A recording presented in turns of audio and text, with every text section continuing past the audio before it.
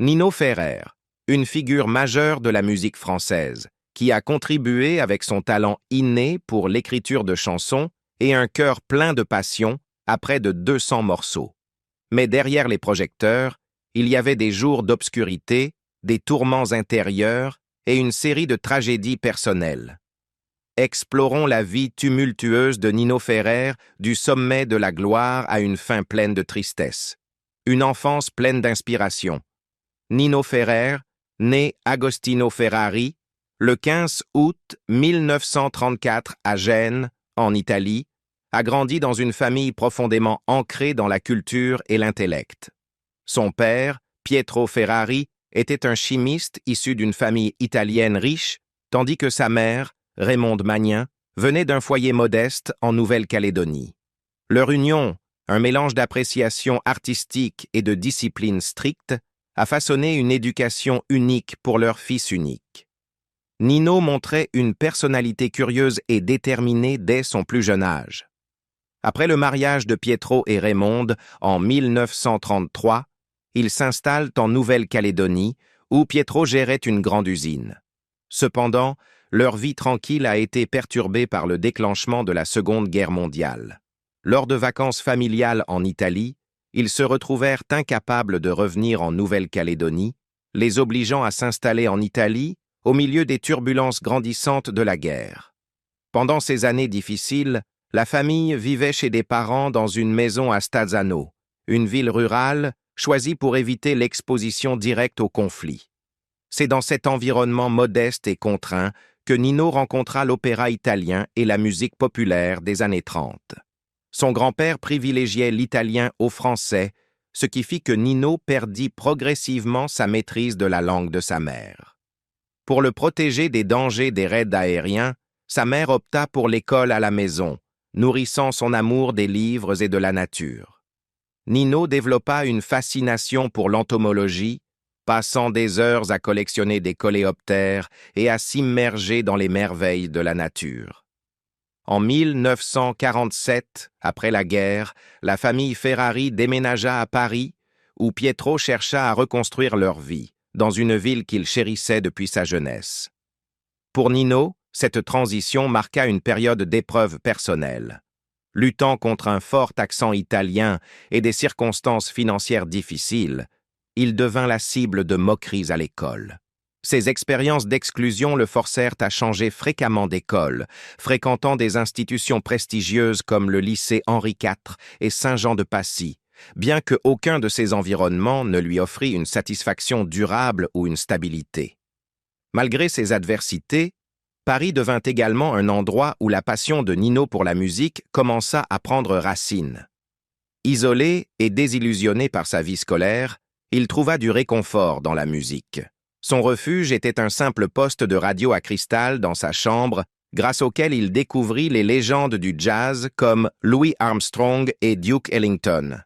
Ces mélodies captivèrent son imagination et l'incitèrent à expérimenter avec des instruments de musique. Les premières expériences musicales de Nino incluaient la pratique du banjo, de la guitare, du piano et de la contrebasse. Ces instruments devinrent pour lui un moyen d'expression personnelle et une façon de naviguer dans ses sentiments de solitude. Pour Nino, la musique était bien plus qu'un simple passe-temps. C'était une échappatoire et un point d'entrée dans un monde créatif et vibrant qui contrastait fortement avec sa vie autrement solitaire. À 15 ans, Nino commença à explorer d'autres formes d'art, dont la peinture, et écrivit même ses premières chansons. Bien que rudimentaires au début, ses premiers travaux posèrent les bases de sa future carrière musicale. Ses efforts créatifs s'intensifièrent pendant ses années universitaires à la Sorbonne, où il rencontra Richard Bennett, un lycéen passionné par la batterie. Leur amitié naissante et leur amour commun pour la musique déclenchèrent les premières incursions de Nino dans des projets musicaux collaboratifs. La famille de Nino, en particulier son père, espérait qu'il suive une carrière académique conventionnelle, mais Nino resta résolu dans son rêve de devenir musicien. Les déménagements constants, les attentes rigides de sa famille et les défis sociaux auxquels il faisait face à Paris alimentèrent sa détermination à tracer son propre chemin. Malgré les luttes, Ces années formatrices aidèrent Nino à développer un esprit tenace et une créativité sans bornes. Son enfance, marquée par des transitions culturelles, une discipline familiale et des moments de solitude, façonna finalement l'homme qui deviendrait l'un des artistes les plus innovants et talentueux du XXe siècle. Les expériences de sa jeunesse, son exposition à des cultures diverses, les épreuves d'adaptation à de nouveaux environnements et son amour croissant pour la musique et l'art jetèrent les bases du succès futur de Nino Ferrer. C'est à travers ces défis qu'il affina sa voix unique, non seulement en tant que musicien, mais aussi en tant que narrateur, capable de canaliser des émotions profondes dans son travail. L'enfance de Nino Ferrer n'était pas sans difficulté, mais ce sont précisément ces défis qui cultivèrent sa résilience et sa créativité. Sa passion pour la musique et l'art, nourrie dans un contexte d'adversité, lui permit de transformer ses luttes personnelles en un héritage profond et durable. De l'échec au premier tournant décisif. Le parcours de Nino Ferrer vers le succès dans l'industrie musicale n'a pas été linéaire. Comme beaucoup de grands artistes, son chemin a été semé d'embûches, de revers et de moments de doute. Cependant, grâce à sa persévérance, son talent et une volonté inébranlable d'exprimer sa créativité, Nino est finalement passé d'un musicien relativement inconnu à l'une des figures les plus emblématiques de la musique française. Son histoire est un témoignage de résilience et de l'évolution artistique. Après avoir terminé ses études, le parcours de Nino Ferrer dans le monde de la musique a véritablement commencé. Il a d'abord rejoint de petits groupes et joué de la basse dans des boîtes de nuit et des événements musicaux à travers la France. Son talent naturel d'instrumentiste a rapidement attiré l'attention de ses pairs, mais il était clair que Nino aspirait à plus. Il ne voulait pas seulement se produire, il voulait créer de la musique qui parlait de ses propres expériences et émotions. Pendant cette période, il a travaillé comme musicien tout en composant également pour d'autres artistes. Cependant, sa passion pour l'écriture de chansons ne s'était pas encore pleinement manifestée.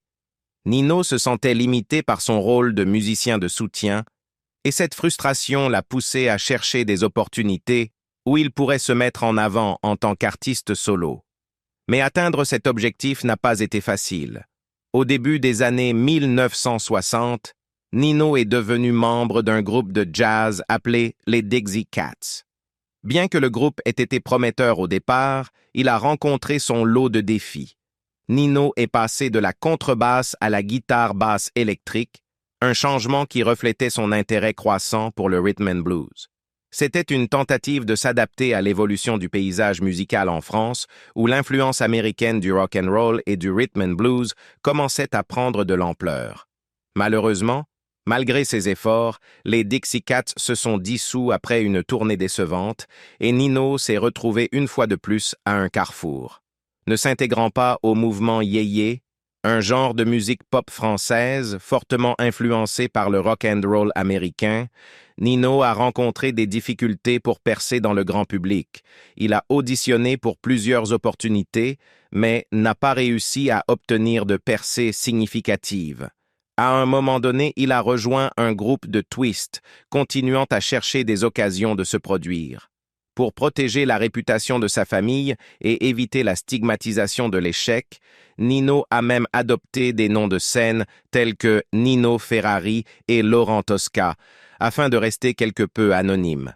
Le grand tournant dans la carrière de Nino Ferrer est survenu grâce à une rencontre fortuite avec Richard Bennett, devenu son ami proche et collaborateur musical.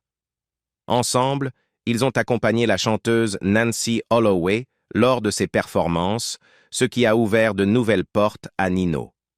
Non seulement il se produisait comme membre du groupe de soutien, mais il avait aussi la chance de chanter en solo et même de faire des duos avec Nancy.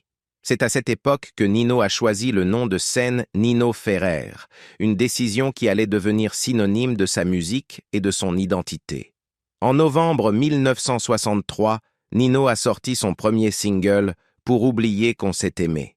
Bien que la chanson n'ait pas suscité beaucoup d'engouement en raison d'un manque de promotion, le côté B, Un an d'amour, est devenu un petit succès après avoir été réenregistré plusieurs fois. Ce succès initial a donné à Nino un éclat d'espoir, mais c'était loin d'être la percée qu'il avait recherchée. Le véritable tournant dans la carrière de Nino Ferrer est survenu en 1965 avec la sortie de la chanson Mirza. Il s'agissait de la première grande aventure de Nino en tant que chanteur principal, s'éloignant du rôle de musicien de fond. Avec sa mélodie accrocheuse et ses paroles humoristiques et décalées, Mirza a trouvé un écho auprès du public français et a rapidement grimpé dans les classements. Le caractère ludique de la chanson et son rythme entraînant en ont fait un succès instantané, propulsant Nino Ferrer sous les projecteurs et consolidant sa place dans la scène musicale française. Mirza n'a pas seulement été un succès, il a marqué une transformation totale dans la carrière de Nino. Il était passé d'un musicien obscur à la recherche de sa voix à un nom familier dans la musique pop française. Le succès de la chanson lui a permis de développer un style créatif distinctif, à la fois original, énergique et rempli de personnalité. Nino a commencé à embrasser son son unique, un mélange d'humour, de satire et de narration poétique. Parallèlement à sa carrière musicale florissante, Nino Ferrer s'est également lancé dans le cinéma. Il est apparu dans plusieurs petits rôles dans des films comme Laissez tirer les tireurs et Ces dames s'en mêlent. Bien que sa carrière d'acteur n'ait pas atteint les mêmes sommets que sa musique, ses expériences ont contribué à élargir son image publique et l'ont préparé à un succès encore plus grand. Ces rôles ont montré un autre côté de la personnalité de Nino, celui qui était charismatique, polyvalent et capable de s'adapter à diverses formes d'expression artistique. Le véritable sommet de la carrière de Nino Ferrer est survenu avec la sortie de son morceau iconique, Le Sud, en 1975. La chanson est une ballade magnifiquement écrite, inspirée des souvenirs d'enfance de Nino dans le sud de la France, une région qu'il adorait profondément. Les paroles douces et nostalgiques et la mélodie apaisante capturait l'essence de la campagne ensoleillée de la France, évoquant un sentiment de nostalgie et de tranquillité. Le Sud est devenu non seulement un succès commercial, mais aussi un classique intemporel dans le catalogue de Nino Ferrer et dans la scène musicale française. Le succès de la chanson a marqué le sommet de sa carrière, car elle a profondément résonné avec les auditeurs et est devenue un symbole de la musique française des années 70. Le succès de la chanson était le fruit de la capacité de Nino à mélanger son expérience personnelle avec un attrait universel, créant ainsi une œuvre intemporelle qui continue d'évoquer des émotions chez les auditeurs aujourd'hui. Malgré le succès immense de Le Sud, la célébrité qui l'accompagnait apporta un nouveau lot de défis. Nino Ferrer commença à ressentir le poids des attentes du public. L'examen minutieux des médias, couplé aux exigences d'être un artiste à succès, a commencé à avoir un impact sur lui.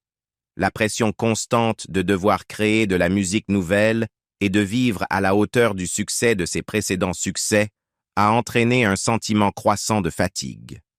Nino est devenu désillusionné par le mode de vie des célébrités et se sentait de plus en plus déconnecté de la persona publique qui avait été créée pour lui. Le monde du divertissement, qu'il avait autrefois embrassé avec enthousiasme, a commencé à lui paraître étouffant. La frustration de Nino vis-à-vis de l'industrie et son désir de vie privée l'ont poussé à se retirer de la scène publique à plusieurs reprises. Cependant, malgré le fardeau émotionnel de la célébrité, la passion de Nino Ferrer pour la musique n'a jamais faibli. Il a continué à écrire et à se produire, refusant d'être défini uniquement par ses succès passés. Son refus de se laisser cantonner au statut de simple star de la pop a démontré son engagement envers son art et sa détermination à rester fidèle à sa vision artistique. Les étapes difficiles de sa carrière. Nino Ferrer était un artiste talentueux, connu pour son style musical unique et créatif. Cependant, derrière des chansons populaires comme Mirza et Le Sud, il a dû faire face à de nombreux défis. Le succès rapide de ses premiers succès a exercé une pression considérable sur sa carrière. Le public et les médias se concentraient souvent uniquement sur ses chansons joyeuses, tandis que Nino aspirait à être reconnu comme un artiste complet, avec des talents divers en composition et en performance. Cela le laissait insatisfait de la façon dont les gens percevaient sa carrière. Malgré la sortie de près de 200 œuvres, la plupart des auditoires se souvenaient seulement de quelques chansons célèbres. Cela provoquait non seulement de la frustration, mais avait également un impact significatif sur son esprit et sa créativité. L'un des plus grands tournants dans la carrière de Nino Ferrer fut sa décision de quitter Paris pour vivre à la campagne. Pour lui, le bruit et la commercialisation de l'industrie du divertissement le rendaient isolé. La vie à la campagne apporta à Nino la paix et l'espace nécessaires pour composer et expérimenter de nouveaux styles musicaux comme le rock, le blues, le jazz et même la musique classique. Cependant, vivre loin des projecteurs le conduisit progressivement à être oublié dans le monde du divertissement. L'indifférence du public et des médias créa un grand vide dans la vie de Nino. Néanmoins, il persévérait sur son chemin artistique, considérant la composition et la performance comme un moyen de se comprendre et de s'explorer. Nino était en conflit avec l'industrie même à laquelle il appartenait. Il détestait la commercialisation et la manière dont la musique était traitée comme un produit plutôt que comme un art. Il a toujours cherché à se libérer de l'image de l'amuseur public pour devenir un véritable artiste. Bien qu'il ait connu un grand succès avec ses hits, Nino n'a jamais pu échapper au sentiment de solitude et d'aliénation. Il a un jour partagé qu'il se sentait pris au piège entre l'obligation de répondre au goût du public et son désir personnel de créer des œuvres plus profondes. Bien que la carrière de Nino Ferrer ait atteint son apogée, il a constamment été hanté par la peur d'être oublié. Pour lui, le fait que le public ne se souvienne que de quelques chansons célèbres était injuste par rapport à l'énorme corpus d'œuvres qu'il avait créé. Cela le laissait coincé dans un cercle vicieux, tentant de maintenir sa carrière tout en faisant face à la déception de ne pas recevoir la reconnaissance qu'il méritait. Néanmoins, Nino persista dans sa quête artistique, prouvant qu'il n'était pas seulement un chanteur de succès éphémère, mais aussi un artiste qui créait et explorait continuellement. Dans les dernières années de sa vie, il continua à composer et à performer, bien que sa carrière ne fût plus à son apogée. Le journal et l'humeur mélancolique avant sa mort. Au printemps 1998, la vie de Nino Ferrer entra dans une phase marquée par la souffrance et les tourments. Alors que la santé de sa mère se détériorait considérablement, Nino commença à écrire un journal intitulé « 1998 et suite, peut-être ». Les entrées manuscrites de ce journal n'étaient pas seulement des ébauches de nouvelles chansons, mais aussi le reflet de son état d'esprit mélancolique.